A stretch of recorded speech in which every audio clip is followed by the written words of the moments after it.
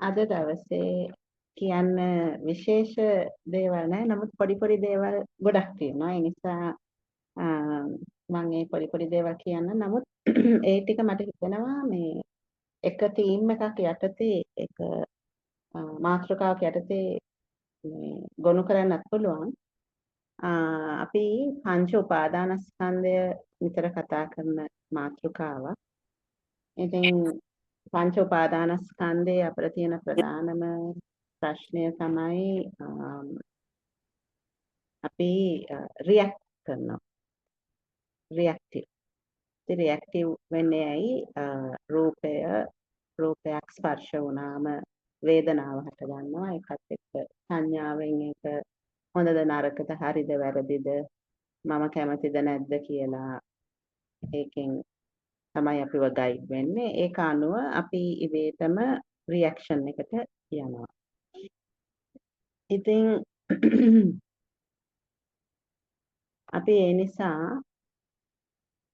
බලමු අපි ඒ නිසා ඒක අපේ එදිනෙදා ජීවිතේ බලන්න පුරුදු වෙනවා. ඒක බලන්න පුරුදු වුණාම තමයි අපිට මේ ඒක අභිබවා යන්න පුළුවන්. එහෙම නැත්නම් ඒක එහෙම තිබිච්ච දැන් අභිබවා යනවා කියන එකත් එක අතකට හරිය නැහැ. මොකද අපි ඒක කන්ට්‍රෝල් කරන්නවත් ඒක නවත්තන්නවත් හදන්නේ නැහැ. ඒක නවත්තන්න බැහැනේ. ඒක අපේ ස්වභාවය. තියෙන ස්වභාවය. අපේ තව ස්වභාවයක් තියෙනවා. අර ස්වභාවය බලන් ඉන්න පුළුවන් හැකියාව. අපි හදන්නේ ඒ දෙවනි ස්වභාවය වැඩි දියුණු කරගන්න. ඉතින් ඒක කරන්න නම් නිතරම ඒ පංච උපාදානස්කන්ධයේ නෝමල් යන රන් වෙන ප්‍රෝග්‍රෑම් එක ගැන අවධානයෙන් ඉන්නවා. ඇලර්ට් එකකින් ඉන්නවා. ඉතින් කොහොමද මේක කරන්නේ? අපි ඉස්සර තේරුම් ගන්න ඕනේ පළවෙනි එක තමයි අපි තේරුම් ගන්න ඕනේ මේ process එක. හරි. ඉතින් මම මේක මේ විදිහට එක්ස්ප්ලেইন කරන්නම්කෝ දැන් ඊයේ දහම් පාසලේදී ඉස්සලා අපි කරන්නේ මෝර්නින් පූජා කියලා උදේට ගාථා කියනවා ළමයි. ඉතින් ස්වාමීන් වහන්සේ කෙනෙක් තමයි ඒක ලීඩ් කරන්නේ. ඉතින් අපි ගාථා කියනකොට සාමාන්‍යයෙන් අපි කියන්නේ ළමයිට දොහොත් මුදුන් තබාගෙන තමයි ගාථා කියන්න ඕනේ.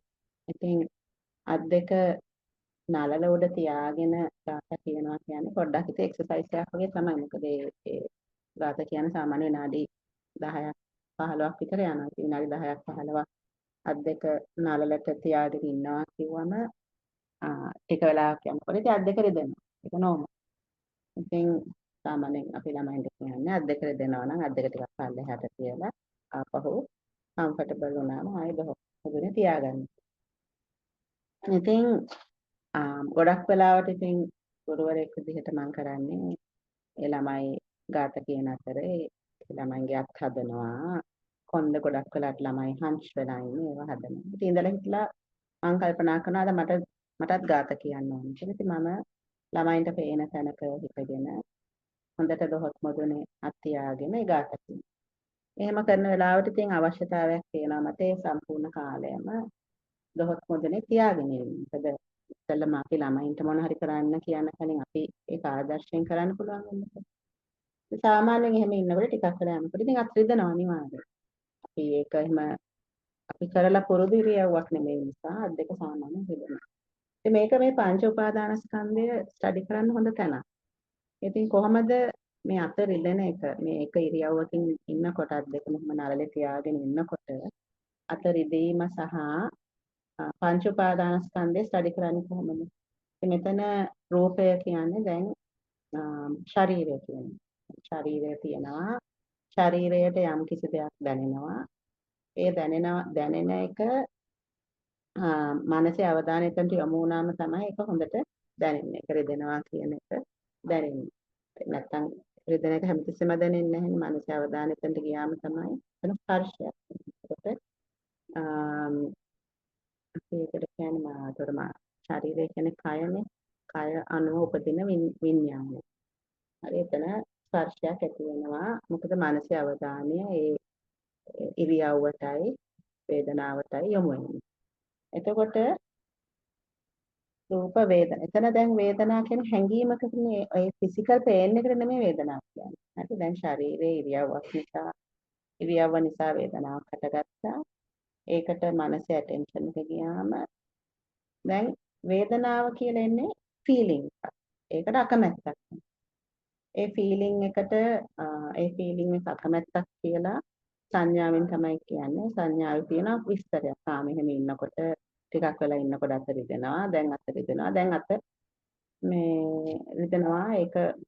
ඒක හොඳ නැති දෙයක්. හරි අපේ තියෙනවනේ හොඳයි නරකයි කැමති අකමැති. ඒක හොඳ නැති දෙයක්. ඒ වගේ මේක මම අකමැති දෙයක් කියන සංඥාවෙන් දැන් මේ ෆීලිං එක වැඩි වෙනවා. එතකොට රියැක්ෂන් එක මොකද්ද? අත පල්ලෙහාට දාන්න දැන් ඕනකමක් වෙනවා. එතකොට අපේ භාවනා ඉන්ස්ට්‍රක්ෂන්ස් දෙන ගුරුවරු කමටහන් දෙන ගුරුවරු ගොඩක් වෙලාට මම මේක අහලා තියෙන ස්වාමීන් වහන්සේලාගෙන් කියනවා මොනා හරි කරන්න හිතිච්ච ගමන් කරන්න එපා ටිකක් ඉඳලා කරන්න කියලා භාවනාවේදී. අත මාරු කරන්න හරි ඉරියව්වක් මාරු කරන්න හරි හිතුනම ඉමීඩියට්ලි ඒක කරන්න එපා කියලා කියනවා. ටිකක් වෙලා ඉඳලා කරන්න. මොකද ඉමීඩියට්ලි කරන එක තමයි ඒ රියැක්ෂන් එක. ටිකක් වෙලා ඉඳලා කරාම ඒක කොන්ෂස් ඩිසිෂන් එකක්. Taman හිතලා කරන තීරණයක්. රියැක්ෂන් එකක් නෙමෙයි. ප්‍රතික්‍රියාවක් නෙමෙයි. ඉතින් මම ටිකක් වෙලා හිටියා.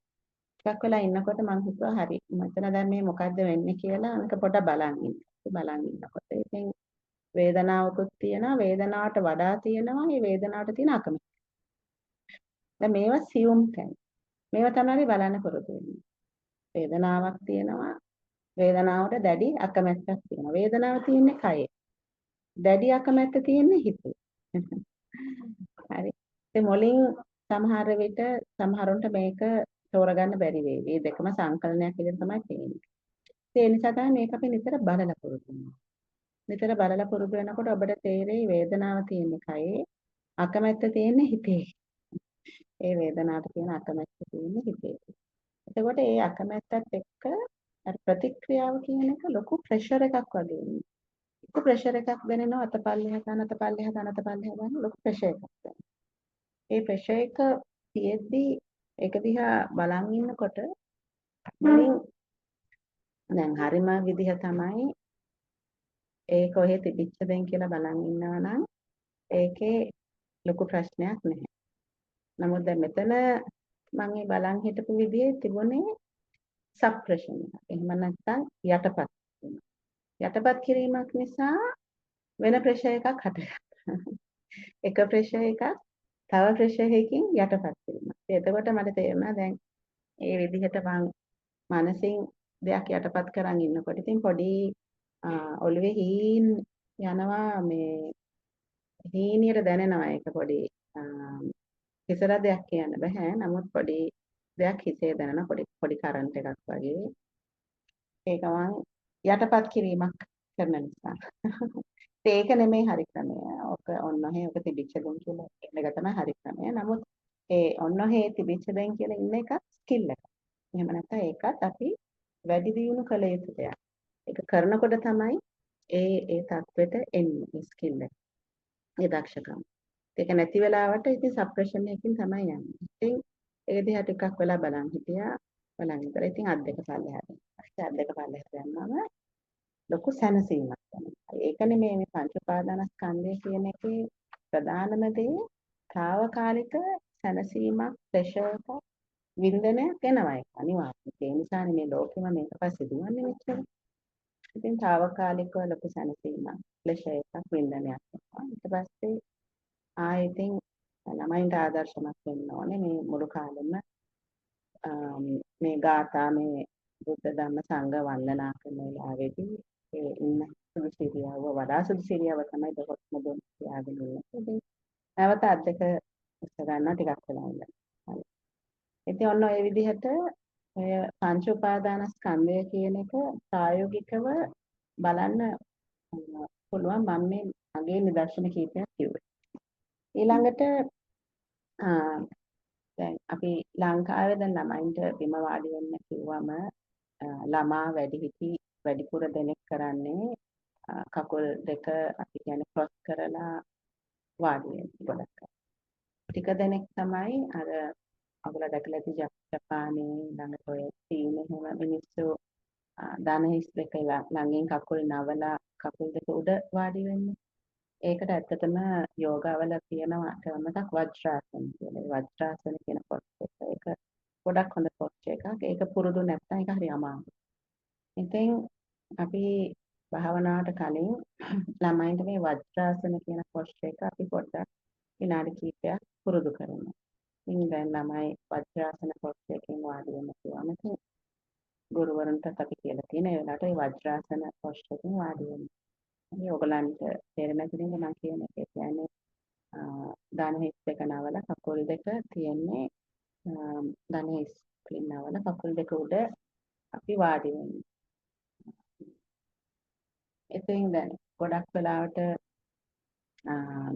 දහම් පාසලවල මම දැකලා තියෙනවා ගොඩක් වෙලාවට ගර්ල්ස්ට කියන්නේ ඒ පොස්ටින් වාඩි වෙන්න කියලා බොයිස්ට තමයි ක්‍රොස් ලෙග් කියන්නේ. නමුත් මම හිතන්නේ එහෙම එක ජෙන්ඩර් එකකට බෙදන්න ඕනේ කියලා. මොකද ජපාන චීන වගේ රටවල් වල පිරිමියත් එහෙම තමයි වාඩි වෙන්නේ.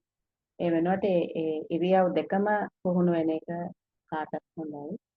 ඉතින් ඒ නිසා වජ්‍රාසන ඉරියව්ව අපි ඒ ළමයින්ට විනාඩි කිහිපයක් පුහුණු කරනවා. කොහොමත් ශරීරය ඊටාම නම්‍යශීලීව භාවිතා කරන්න පුළුවන් වෙන එක කොහොමත් හොඳයි. ඉතින් ඒ පොසිෂන් එකේ ඒ විනාඩි කිහිපයක් ඉන්නකොට ඉතින් ඒක ඉඳලා පුරුදු නැති එකක් නිසා අනිවාර්යෙන් වේදනාවක් වෙනවා. නමුත් දැන් අර කලින් අත දොහොත් මුදුන් තියාගෙන ඉන්න එකේ මේ වජ්‍රාසන කියන ඉරියව්වේ මේ ඉරියව් දෙකම අපි කාලයක් තිස්සේ ප්‍රැක්ටිස් කරන නිසා දැන් දන්නවා ඒකෙන් ශරීරයට අහිතකර දෙයක් වෙන්නේ නැහැ. සාමාන්‍ය ශරීරයට වේදනාවක් වෙන්නේ වේදනාව කියන සංනිවේදනය ශරීරය අපට දෙන්නේ යම්කිසි අපහසුතාවයක් තියෙනවා නම් නැත්නම් යම්කිසි ප්‍රශ්නයක් තියෙනවා. දැන් හිතන්නකෝ කිසරදයක් වෙනවා නම් ඒක යම්කිසි දෙයක් අවුලක් තියෙනවා කියන සංනිවේදනය. එහෙම නැත්නම් දැන් ඔය ඇපෙන්ඩිසයිටිස් වගේ රෝගයක් අල්ල ගන්න පුළුවන්. ගොඩක් වෙලාවට ඒ බඩේ යම්කිසි පැත්තක් රිදෙනකොට හොබල බලලා ડોක්ටර්ස්ට තේරුම් ගන්න පුළුවන්. මේක සාමාන්‍ය බඩ රිදෙන්නක් නැත්නම් මොනවා හරි විශේෂ හේතුවක්. ඒ නිසා සාමාන්‍ය ජීවිතයේ අපි ශරීරයේ යම්කිසි වේදනාවක් වෙනවා නම් ඒක ඉග්නෝර් කරන්න එහෙම නැත්නම් ඒක ගැන හිතන්නේ නැතුව ඉන්න එක හැමම සුදුසු දෙයක් නෙමෙයි. මොකද වේදනාව කියන්නේ ශරීරයේ ආරක්ෂාවට එන සංනිවේදනයක් තමයි. නමුත් එක්තරා වයසකට පස්සේ ඉතින් නිකන් ඉන්නකොට වේදනාවල් එනවා. ඉතින් ඒක මැදිවියෙන් පස්සේ සාමාන්‍ය ඕනම කෙනෙක් දන්නවා මම කියන්නේ මොකද්ද කියලා. ඉතින් ඒ නිසා අපි කොහොමත් පුරුදු වෙනවා සමහර වේදනාවක් ගන්න. දැන් මේ භාවනා වෙලාවදී එහෙම නැත්නම් මේ දහම් පාසල් වෙලාවේදී මේ විශේෂ ඉරියව් නිසා එන වේදනා ශරීරයේ යම්කිසි ආරක්ෂාවක ප්‍රශ්නයක් නිසා නෙමෙයි කියලා හොඳටම දන්නවා. එතකොට එතන පැනික් වෙන්න හරි ඒ ගැන බය වෙන්න හරි හේතුවක් නැහැ. එතන හොඳ තැන මේක ප්‍රැක්ටිස් කරන ප්‍රායෝගික ප්‍රැක්ටිස්. ඒ නිසා තමයි භාවනා කරන වෙලාවට අපි කියන්නේ ඉරියව්ව වෙනස් නොකර ඉන්න බලන්න කියලා. මොකද මේක එක පැත්තකින් මේක දුෂ්කර ක්‍රියාවක් කරන්න අපට අවශ්‍ය නැහැ. ඉතින් දරා ගන්නම බැරි වේදනාවක් තියෙනවා නම් තාම මයින්ඩ්ෆුලි නැත්නම් හොඳට අවධානයෙන් ඒ ඉරියව්ව මාරු කරන්න කියන එක තමයි සාමාන්‍ය භාවනාවල දෙන උපදේශ. නමුත් ගොඩක් වෙලාවට අපි කියන්නේ ඉවසීම පුරුදු කරන්න. මොකද බුදුහාමුදුරු විශේෂයෙන්ම කියනවා භාවනා වෙලාවේදී ඉවසීම පුරුදු කරගන්න එක ඉවසීම වැඩි දියුණු කරගන්න එක ස්කිල් එකක්. ඒක තමන්ගේ දක්ෂතාවය. ඉතින් ඒ නිසා අපි දැන් අපි අද දවසේ භාවනා කරනකොට පුළුවන් තරම් ඒ ඉරියව්ව වෙනස් නොකර ඉන්න තමයි බලන්න ඕනේ. සහ ඉරියව්වේ තියෙන අපහසුතාවය නිසා එන නොයෙකුත් දේ ගැන ඔබට බලන්න හොඳ අවස්ථාවක්. දැන් ඊයේ මේ වජ්‍රාසන කියන ඉරියව්ව විනාඩි කිහිපයක් වුණාට ඒ ඉරියව්වේ ඉන්නේ ඒ ඉරියව්වේ පුරුදු නැතිකම නිසා ඒකේ තියෙන අපහසුකම නිසා එතන වේදනාවක් හටගන්නවා. නමුත් මේ වේදනාව කිසිම ශරීරයට කිසිම ප්‍රශ්නයක් නැති වේදනාවක් කියලා ප්‍රත්‍යක්ෂව දන්න නිසා ඒ වේදනාව දිහා මධ්‍යස්ථව ඊයේ මට බලන්න හැකියාව තිබුණා. දැන් කලින් අර අත් දෙක දොස් මුදුන් දීලා ඉන්නකොට ඒ වේදනාව දිහා මධ්‍යස්ථව බලන්න බැරි වුණා. මේ වේදනාව එක යටපත් කිරීමක් විදිහට තමයි ඒක බලෙන් සප්‍රෙෂන් එකක් වගේ තමයි ඒක දිහා බැලුවේ. ඒ නිසා එක ප්‍රෙෂර් එකක් තව ප්‍රෙෂර් එකකින් යටපත් වීමක් වගේ. ඒකේ ඔළුවටත් හීන් විදුලියක් යනවා වගේ එක දැනුනේ. නමුත් මෙතනදී එහෙම නෙමෙයි. මේක මේ පොස්චර් එක ටික ටික දැන් මට පුරුදුත් වේගෙන. ඉතින් ටිකක් වෙලා ඉඳලා කම්ෆර්ටබලි ඉන්න පුළුවන්. දැන් මුලින් පොඩ්ඩක්වත් ඉන්නේ නැහැ. දැන් ටික ටික කම්ෆර්ටබලි ඉන්න පුළුවන්. ඉතින් ටික ටික කම්ෆර්ටබලි ඉඳලා ඊට පස්සේ කම්ෆර්ටබලි කියන්නේ පහසුවෙන් ඉඳලා ඊට පස්සේ වේදනාවක් ආවම ඒක දිහා මධ්‍යස්ථ සිතින් බලන්න හම්බුණා ටික වෙලා. එතනදී මට පේනවා මේ පංච උපාදානස්කන්ධය ක්‍රියාත්මක වෙන හැටි හොඳට බලන්න පුළුවන් වෙලා වේදනාවක් කියනවනේ. ඒ වේදනාවට ප්‍රතික්‍රියාවක් විදිහට මේ ඒ ඉරියව්ව මාරු කරන්න අවශ්‍යතාවයක් තියෙනවා. නමුත් ඒක එතන තද බල ප්‍රෙෂර් එකක් ආවේ නැහැ මේක මාරු කරන්න මේක මාරු කරන්න කියලා. මොකද එකක් තමයි ඒක ඉරියව්වේ ටික ටික තියෙන පුරුද්ද සහ අර අකමැත්ත කියන කොටස. දැන් අර ලොකු ප්‍රෙෂර් එකක් එන්නේ ඇත්තටම ඒ හිතේ තියෙන අකමැත්ත කියන. ඒ නිසා මෙතන ලොකු ප්‍රෙෂර් එකක් නැතුව මෙතන වේදනාවක් තියෙනවා තමයි කියලා. එතන ටික වෙලාවක් මධ්‍යස්ථව ඉන්න පුළුවන්. ඊට පස්සේ හරි දැන් ආපහු පහසු ඉරියව්වකට යන්න කියලා ඉන්ස්ට්‍රක්ෂන් එක ආවම එතකොට ඉතින් හරි අමාරුයි ඉරියව්ව වෙනස් කරන්න තමයි නිකන් අර ඒ කියන්නේ ස්ටිෆ්නස් එකක් වගේ ශරීරේ නිකන් දරදඬු වෙලා වගේ. ඒකේ ඒතර ටිකක් අමාරුවෙන් තමයි ඒක ඒ වෙලාවේදී අපේ මේක වයසේ ප්‍රශ්නයක්ද කියලා හිතෙනවා. කලින් තිබිච්ච නම්ය සීලී ලේසියෙන් ඉරියව්වක් වෙනස් කිරීමේ හැකියාව දැන් නැහැ කියලා තේරෙනවා. විශේෂයෙන් අපි ළමයි එක්ක ඉන්නකොට ඒක හොඳටම වැටහෙනවා. ඉතින් ওই වජ්‍රාසන පොස්චර් එක තමයි දෙවෙනි එක මේ පංච උපාදානස්කන්ධය යන මට කියන්න ඕනේ. එතකොට තුන්වෙනි එක දැන් මේක දිහා බලන්න පුරුදු වුණාම මේවා පේන්න ගන්නවා. දැන් ඊයේ හවස දවල් කෑමයි රෑ කෑමයි අතර අපි තියෙන ස්නැක් එකක් ගන්න වෙලාවක් තිබිලා මම හොඳ ස්නැක් එකක් ගත්තා. අරගෙන මම හිතුවා හරි දැන් ආපහු රෑට කන්න අවශ්‍ය නැහැ. මොකද අපි දැන් කොහොමත් එක වයසකට පස්සේ ඇත්තටම එක ආහාර වේලක් වුණත් ඇති ශරීරයට. නමුත් ඉතින් අපි අර පුරුද්දට මේ වේල් දෙක තුනක් ගන්න. ඒ රෑට පුළුවන් නම් කෑමන පායින්න තරම් බලන්න. ඉතින් ඉතින් රෑ අනිත් කට්ටිය කෑම ගන්නකොට මම මගෙන් ඇතුළට ගිහිල්ලා බැලුවා මගේ මනසටයි ශරීරයටයි එහෙම කෑම ගන්න අවශ්‍යතාවයක් තියෙනවද කියලා. නෑ කියන පැහැදිලි උත්තරයක් ආවා. ඒ නිසා බය නැතුව ගියා කට්ටිය කෑම ගන්න තැනට. කෑම කන තැනට ගිහිල්ලා බැලුවා මොනවාද මේකේ තියෙන්නේ. ඉතින් ලස්සන ඊටාම ලස්සන පොල් සම්බලක්. පානුත් තිබුණා, බටරුත් තිබුණා. ඉතින් එතකොට ටක් ගාලා අදහසක් ආවා. පොල් සම්බල් ටිකක් ගාලා පාන් කෑල්ලක් කෑවොත් මොකද වෙන්නේ? ප්‍රියතම ආහාරයක් තමයි. නමුත් දැන් මෙන්න මෙතන තමයි පංච උපාදානස්කන්ධය බලන්න හොඳ තැනක් මේක. මොකද ඇත්තටම කෑම ගන්න ආහාරයක් ගන්න අවශ්‍යතාවයක් තිබිච්ච නැති තැන. ඒක කෑම දිහා බලන්න කලින් මම ඒකයි කලින් බැලුවේ. පෙර විපරමක් කරලා බැලුවා ඇත්තටම කෑම ගන්න අවශ්‍යතාවයක් තියෙනවා. කිසිම අවශ්‍යතාවයක් තිබුණේ නැහැ. ඒ අරක දැක්කම ඒ අදහස ආවම මෙන්න මේ පංච උපාදානස්කන්ධය කියන එක කියන හොඳට වැටහුණා අයියේ. දැන් ඇස තියෙනවා. ඇසට විෂුවල් ඔබ්ජෙක්ට් එකක්. එහෙම නැත්නම් බලන්න දෙයක් අහු වුණා. පොල් සම්බල. පොල් සම්බලයි පානේ බටර් එකයි එකට අහු වුණා. එතකොට ඇසයි බලන්න දෙයකයි අහු වෙලා එතන මනසේ අවධානය ආවම චක්කු විඤ්ඤාණය. එතන ස්පර්ශයක් හට ගන්නවා. චක්කු විඤ්ඤාණය එතන හට ගන්නවා. ඒකත් එක්ක ඉමීඩියට්ලි වේදනාවක් එනවා. වේදනාවක් කියන්නේ හැඟීමක්.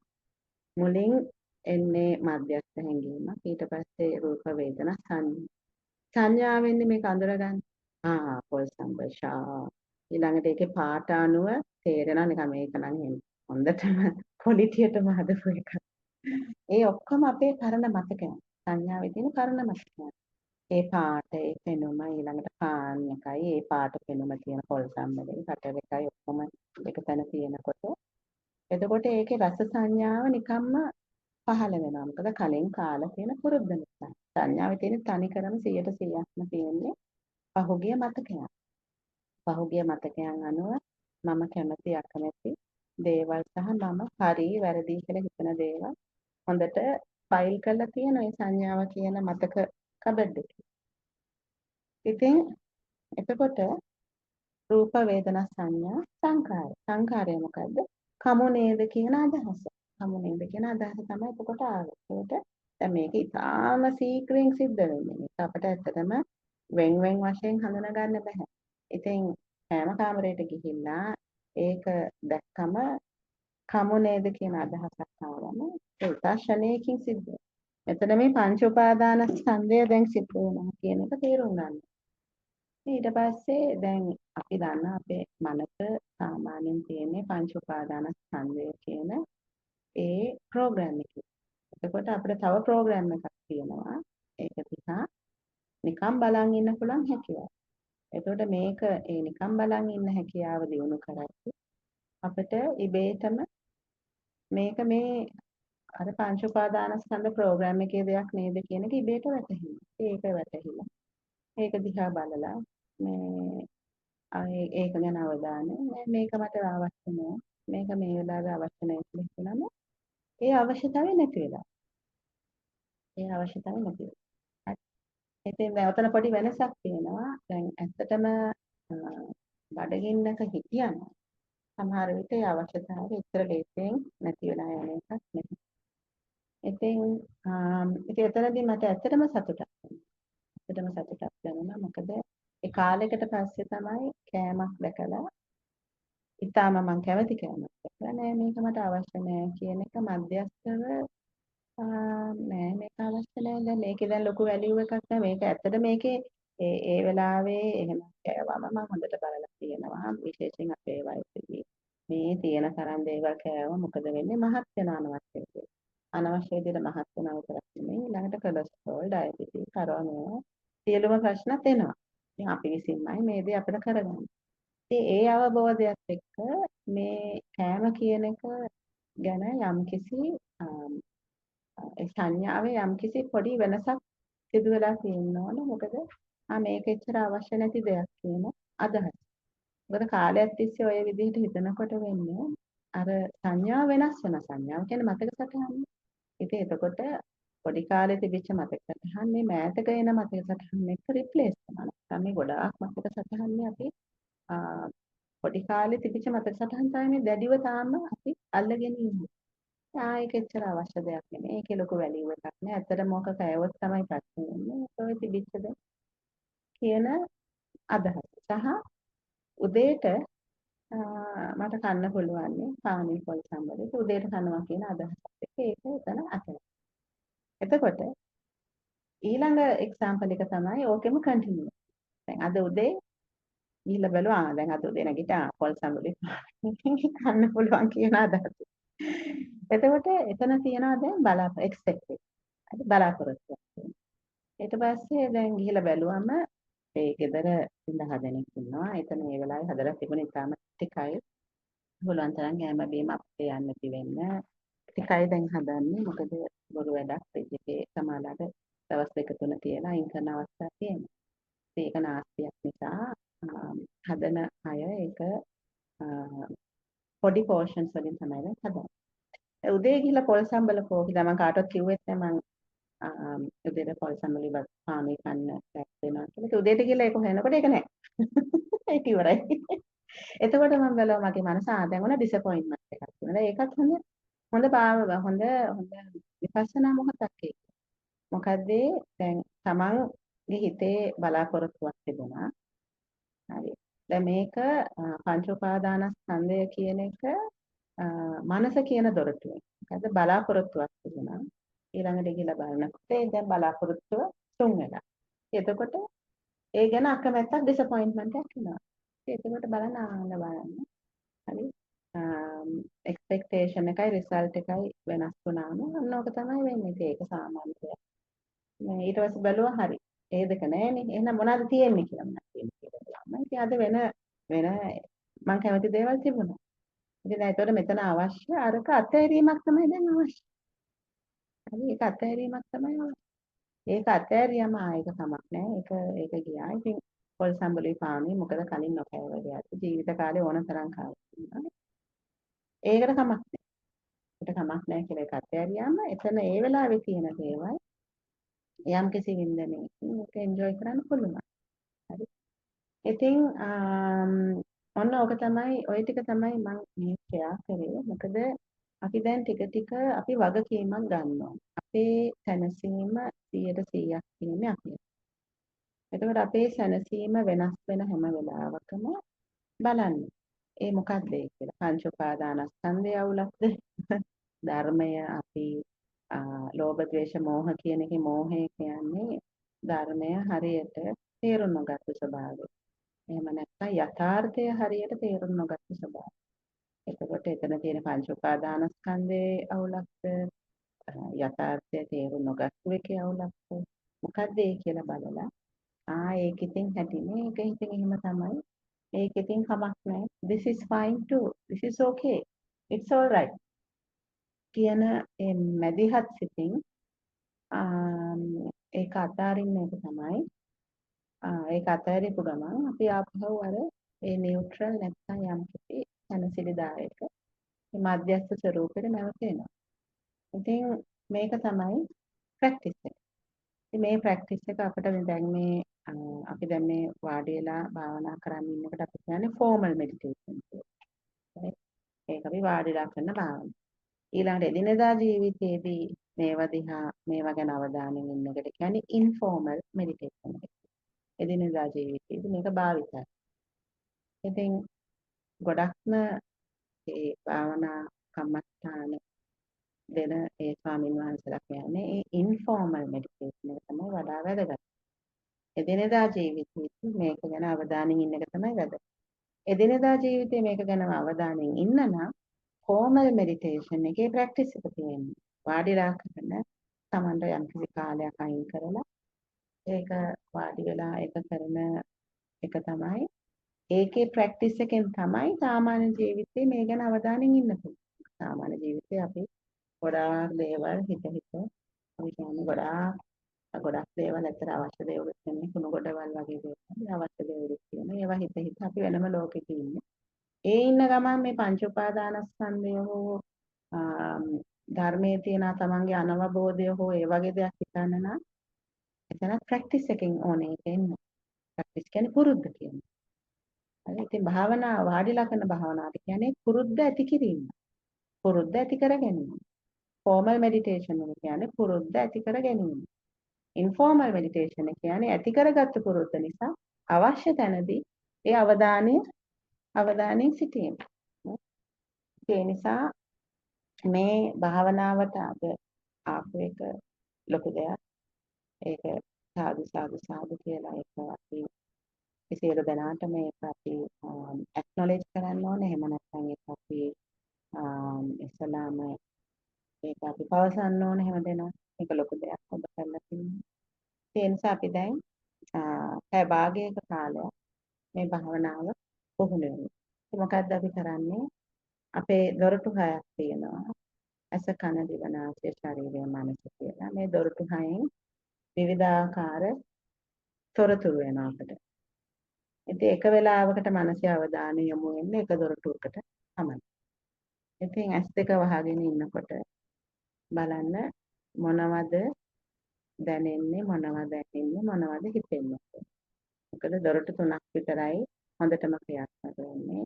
ඇස කියන දොරටුව කොහොමද ඇහිලා. තව දොරටු දෙකක් අපිට දල වශයෙන් ඔහිලා කියලා ගන්න පුළුවන්. මොකද්ද නහය කියන දොරටුව විශේෂ ගඳ සුවඳක් මේ වෙලාවේ ඔබ ඉන්න තැන නැතිනම් මොකොත් කන්නේ බොන්නේ නැතිනම් දිව කියන දොරටුවත් වහිලා කියලා ගන්න පුළුවන් දලව. එතකොට අපි අවධානයෙන් ඉන්න ඕනේ මොනවද ඇහෙන්නේ මොනවද දැනෙන්නේ මොනවද හිතෙන්නේ කියලා. ඉතින් දැනෙන දෙයක් තියෙනවා නම් ශරීරයට බලන්න ඒ දැනෙන දෙයට කැමැත්තක් අකමැත්තක් තියෙනවද? ඒ දැනෙන දේ ගැන මතයක් තියෙනවද මේක හරි හෝ වැරදි හෝ කියලා? හරි. දැන් උදාහරණයකට ඔබ භාවනාවේ කරනකොට හිතන්නකෝ අල්ලපු ගෙදර හයියෙන් රේඩියෝ එක දාලා මියුසික් අහනවා කියලා. එතකොට ඒ ශබ්දයට ඔබට අකමැත්තක් ආවද?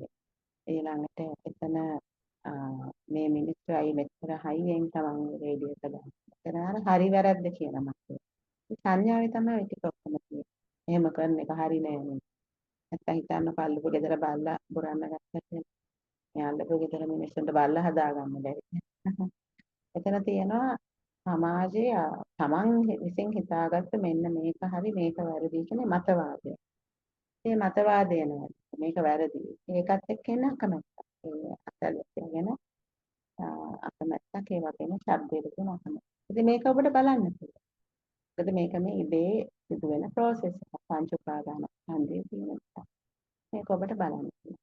දැන් ඔබේ ගෙදර කට්ටිය නම් ඒක කරන්නේ මට ඇහිලා තියෙනවා සමහරලාට භාවනා කරන වෙලාවට කවුරු හරි කියන ඔන්න ඔය ටීවී එක වහලා දාන්න නැත්නම් සද්දේ වැඩි කියලා කියනවා. ඉතින් ඒ හැම එකෙන්ම තියෙන්නේ අපිට අපේ වටපිටාව අපිට පාලනය කරන්න අවශ්‍යතාවයක් තියෙනවා. හරි. ඒ අවශ්‍යතාවය එන්නේ මම කියන අදහස. මට ඕන විදිහට මගේ වටපිටාව තියෙන්න ඕන කියන අදහස.